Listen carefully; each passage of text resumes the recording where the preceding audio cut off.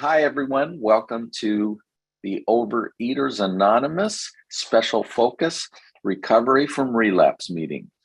Today is Tuesday, the 15th of February, 2022, and we are delighted to have our speaker, Helen M, with us. Helen is originally from Newcastle in the northeast of England and is currently living in Stockport, England. Helen came into the rooms of OA around 1984. So, Helen, it's over to you to share your experience, strength, and hope. Take it away. Thank you so much. I'm just going to pause for a moment and say the serenity prayer. God, grant me the serenity to accept the things I cannot change, courage to change the things I can, and the wisdom to know the difference. And I've got a little add-on. Grant me patience with the changes that take time, appreciation of all that I have, tolerance of those with other struggles, and the strength to get up and try again, one day at a time.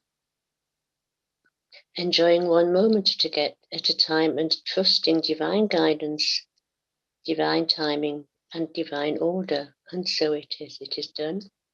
It is done. It is done. And I let it be so. And may my higher power's words help someone somewhere.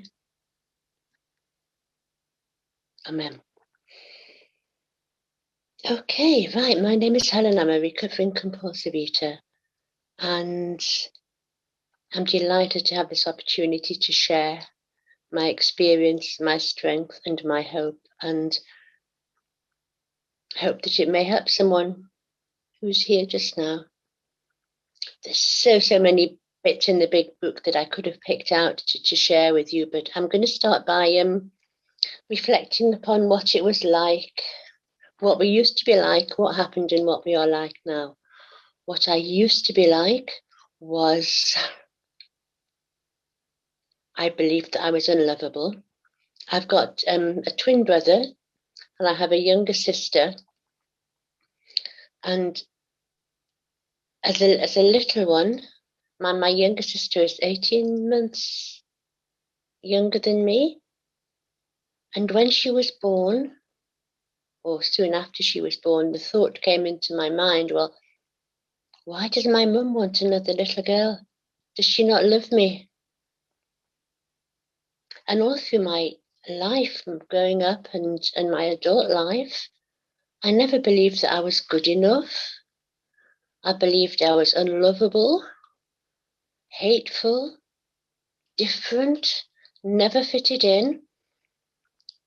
My dad's job meant that we traveled around quite a lot. He had to change like different locations during his working life. And I found that extremely difficult, changing schools and trying to make friends and stuff. And part of my story is that when I was in primary school, I think you would call it elementary school, I was about 7 or 8 years old, and the headmaster wanted to keep me in at break time. A little boy had soiled himself and he was sitting next to me. He was sent out of the classroom, but this man wanted to keep me in. And I know that he wanted to abuse me. And somehow, I got out of that situation, which indicates that even at such a tender age, my higher power was there looking out for me. But when I came out of school that day, my mum was busy with my little sister. She was crying. And the thought from somewhere came, oh, I'll just go home and have something to eat. And I know that's when the seed was sown for my compulsive eating. It feels so long ago, but that's who I was. I just believed I was unlovable and all those negative things. When I hit puberty, I was never fat as a little girl.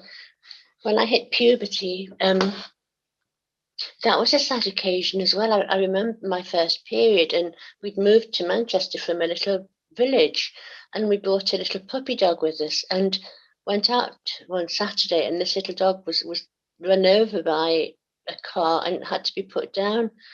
And I came home that day, and I had my first period. And that wasn't a day of celebration. It was a day of mourning. And all these little things that happened to me compounded the belief that I was unlovable, that I wasn't worthy of love. And this I carried all through my adult life. I left home at 18, took up nursing,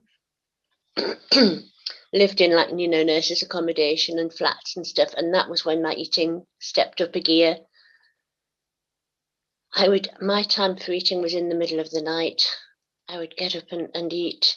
I would steal food from flatmates. I would steal food from the fridge in the nurse's home. I would steal food from relatives. And again, that compounded my belief that I was hateful. I went to diet clubs. I had reflexology. I had allergy testing. But nothing worked. Nothing worked, because today I know and believe in my heart that I am powerless over food. And that is something that will be with me until my dying day, because I'm a compulsive eater. I have that mental twist, that allergy, that abnormal reaction to sugar and to white flour. If I had one morsel in my mouth, then I'm a goner. Then I'm a goner.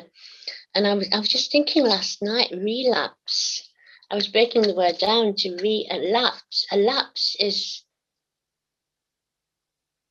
a gap, if you like, in my behaviour regarding my program. I've got to keep my program on the ball every minute of every day. I've got to give my life to God every second, every minute, every day, because without that power that's greater than me, I'm lost. I'm absolutely lost. And it's taken me a long time to get to that point. But I don't regret anything that happened to me, because that was part of my journey. I'm just going to pick out some bits from the big book that I felt were pertinent as I was reading, wondering what to say today. And even before you actually get into the text of this book, forward to the first edition, this is We of Alcoholics Anonymous are more than 100 men and women who have recovered from a seemingly hopeless state of mind and body. To show other alcoholics precisely how we have recovered is the main purpose of this book. And that's why I'm sitting here telling my story to you guys. And I don't even know any of you. Well, I know a couple of people, but that does not matter, because I am a compulsive eater doing my best to get well. Everything that I need to do that is in this big book. And that with that power greater than myself, I can achieve miracles. I feel I'm stepping backwards and forwards, but one miracle that is evident for me at the moment is that I can be present for my eldest daughter. I've got two daughters. One is 42 and one is 40 this year. When I was pregnant with my older daughter, I was so scared. I thought, oh God, what if it's a little girl? Because the thing that I missed from my mum when I was growing up was kisses and cuddles, demonstrative love. And I was so frightened. If I had a little girl, would I continue this cycle? And yes, I did when I was eating compulsively, because even with my two pregnancies, second one in particular, when my weight went up and my blood pressure was high, I was told to watch what I was eating. And even that couldn't stop me from eating compulsively. So when I was pregnant with my first daughter, and then I had a little girl, I thought, oh bloody hell, I was so frightened that I would never be able to show her love, and all the negative emotions that would sit in my head. And today, that is not my truth. I've had that spiritual awakening as a result of the steps. She is going through a tough time at the moment.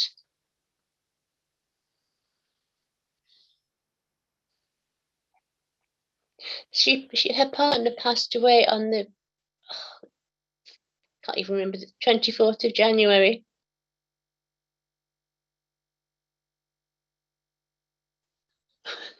She's currently come back home living with me. And were it not for my program, she wouldn't have a chance of me being able to help her. But my program is allowing me to do that by letting her feel her feelings and not trying to fix it, because this is something I can't fix. But what I can do is be present for her. And that is such a gift, such a gift. And to reach that point, it says in the big book, chapter 3, more about alcoholism. This is what happened to me to begin my journey of recovery. Most of us had been unwilling to admit to our. Sorry, I start again. Most of us have been unwilling to admit we were real alcoholics, compulsive eaters. No person likes to think he is bodily and mentally different from his fellows. Therefore, it is not surprising that our drinking careers have been characterized by countless vain attempts to prove we could drink like other people. The idea that somehow, someday he will control and enjoy his drinking is the great obsession of every abnormal drinker. The persistence of this illusion is astonishing. Many pursue it into the gates of insanity or death. And this is absolutely spot on. We learned we had to concede to our innermost selves that we were alcoholics. This is the first step in recovery. The delusion that we are like other people, or presently may be, has to be smashed. We alcoholics are men and women who have lost the ability to control our drinking. We know that no real alcoholic ever recovers control. All of us felt at times we were regaining control, but such intervals, usually brief, were inevitably followed by still less control, which led in time to pitiful and incomprehensible demoralization. We are convinced to a man that alcoholics of our type are in the grip of a progressive illness. Over any considerable period, we get worse, never better. And I had so many vain, countless attempts of trying to control my eating. I went to diet clubs. I had reflexology. I remember going to one diet club, which was an exercise group as well. I went to see a psychiatrist, had to keep food diaries. I never was honest with these people because I wasn't unable to be honest to myself. I married my hubby in 1975.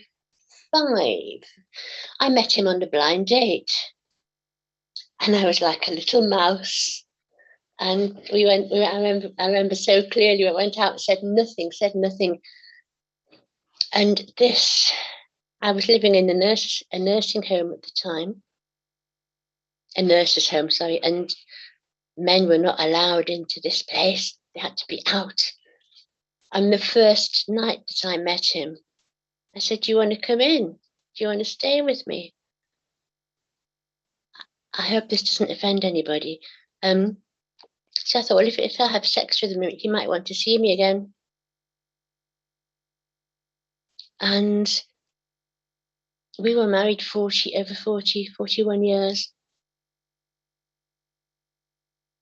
He called me his sunshine.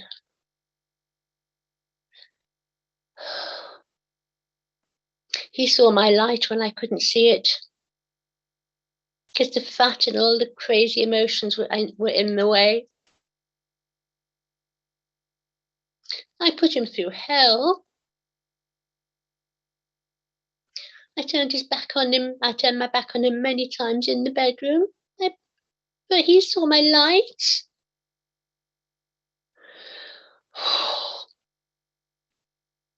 And it's only because of him that I'm sitting here today talking to you guys, because I've worked my 12 steps and had a spiritual awakening and doing my best to carry this message to other people, because I know that is what it is all about. That must be the heart of my program, because if I'm not carrying the message, sooner or later, the food is going to appear more attractive to what I've got. Oh, I'll just have one, and then I'll be a goner. I mean, I was never grossly obese, but I was dead inside, absolutely dead inside. And each time I picked up, I was committing suicide just that little bit more. And it seems a lifetime away, but it's not. It's only one bite away. One of my most vivid recollections is we used to have a sweet shop around the corner. And I went round to this sweet shop one winter's night. It was freezing, freezing cold. Got me fix of sugar.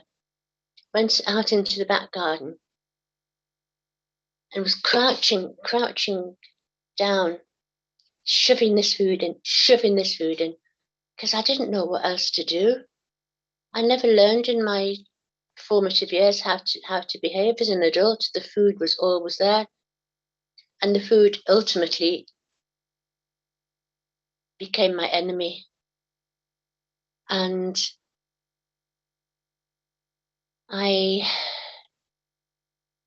even though I went to my first meeting in 1984, 95, the first meeting I knew I'd come home, but it took me a long, long time to concede to my innermost self that I was a compulsive eater and I needed that power grace in myself.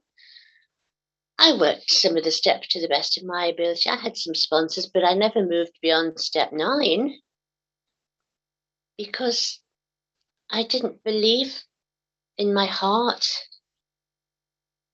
that I was a compulsive. Well, I knew I was a compulsive eater, but I didn't believe in my heart that this was something I would never, ever, ever, ever be able to manage on my own. I went at one point. I went to something called See How, which was, I think it was Compulsive Eaters Anonymous How, and that was a very structured program. And I lost weight then, but I was like the dry drunk. But today, I don't need to live like that anymore. I approached my current sponsor at a face-to-face meeting. It was just before the pandemic, and asked her to be my sponsor. I've been abstinent since April the 5th, 2000, and that is remarkable. And as I said, part of my journey is, well, the great part of my journey was the love that my hubby held for me. He passed away in 2016. He fought long and hard. He had cancer.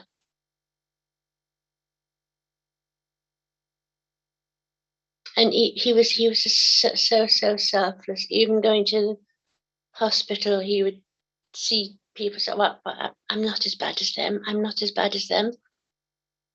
And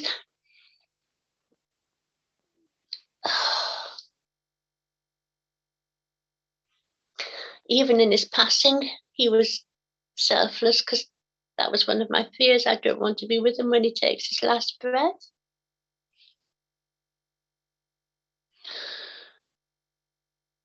But I absolutely know that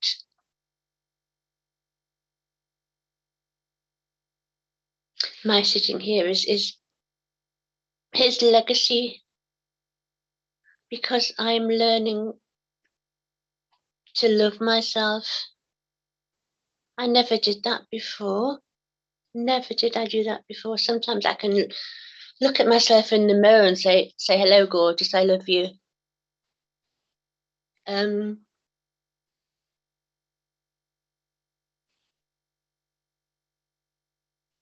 lost my train of thought.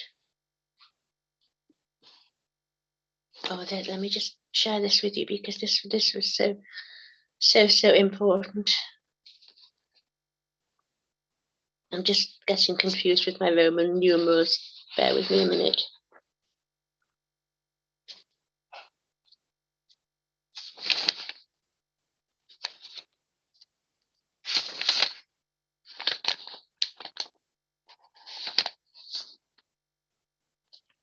No matter. It doesn't matter. It just talks somewhere about let me see if I can find it.